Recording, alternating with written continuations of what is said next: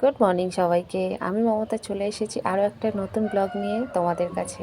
তো সকাল সকাল রান্না করতে বসে গেছি, কারণ দাদাভাই টিফিন নিয়ে কাজে যাবে, তো তার জন্য করে সকাল সকাল রান্না করতে বসে গেছি। আর যারা আমার মতো সকালবেলা রান্না করো তাদের কেমন লাগে, বিশেষ করে ঠান্ডার সময়, আমাকে একটু কমেন্ট করে প্লিজ জানিয়ে। তো আমার তো সত্যি বলতে গেলে সকালবেলা রান্না করতে গেলে মনে হয় পৃথিবীর সবথেকে বেশি কষ্ট হচ্ছে সকালে রান্না করতে আসাটা।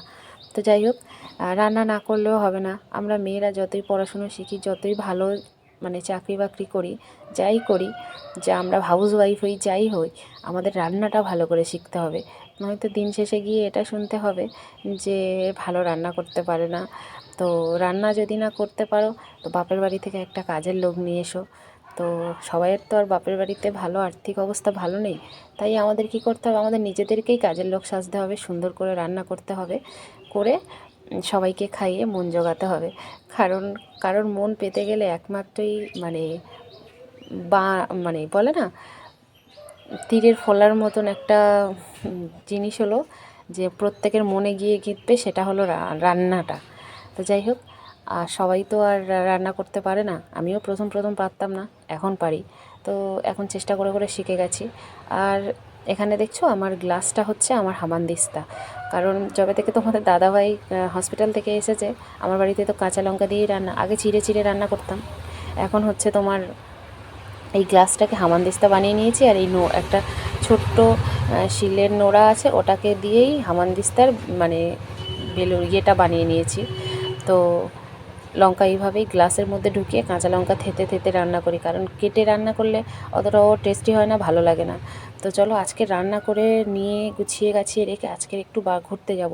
কারণ আজকের সকাল সকাল রান্নাবান্না তো করে নিয়েছিলাম, কিন্তু তোমাদের দাদাভাই হচ্ছে কাজে চলে গেছিলো, গিয়ে আবার সেখান থেকে ফিরে এসেছে। হয় না, একদিন কাজ ছুটি করে বেচারি থাকার ইচ্ছা হয়েছে। তো আমি এটা সকালের রান্না, কাজে চলে গিয়ে আবার ফেরত এসেছে। এ দেখো, এই মহারানী এখানে শুয়ে আছে, ওড়নাটা গায়ে দিয়েছিলাম, সেটাকে টেনে টেনে নিয়ে এখানে এসে বকেছি, একটু শুয়ে পড়ে আছে। তো জানি না এর কী হয়, আমার গায়ে কোনো ওড়না থাকলেই ওর তখন হিংসে বাঁধে, ছুটে এসে সেটাকে নিয়ে নেয়। বা বোন এখানে শুয়ে আছে লম্বা হয়ে, এদিকে দেখো ভাইটাও ফোন নিয়ে চুপ করে শুয়ে আছে।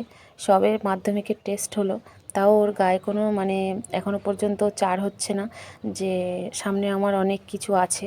তো যাই হোক, চলে এসেছি, রান্না বান্না করে গুছিয়ে গাছিয়ে খাওয়া দাওয়া সেরে। তো তিনজনে চলে যাচ্ছি একটু ঘুরতে, পিকুকে ঘরে রেখে এসেছি। কারণ আজকে ছুটির দিন, তো ভালো লাগছে না, বলি চলো একটু ঘুরে আসি বাইরের দিক থেকে। তো বাইরে বেরিয়ে গেলাম। আস্তে আস্তে বাড়িতে আসতে আসতে 7টা 7:30 বেজে গেছে। তো এসে দেখছি ঘরে ভীষণ মশা লেগেছে। তো ধূপ নেই, তো সোনাইকে ধূপ আনতে পাঠালাম।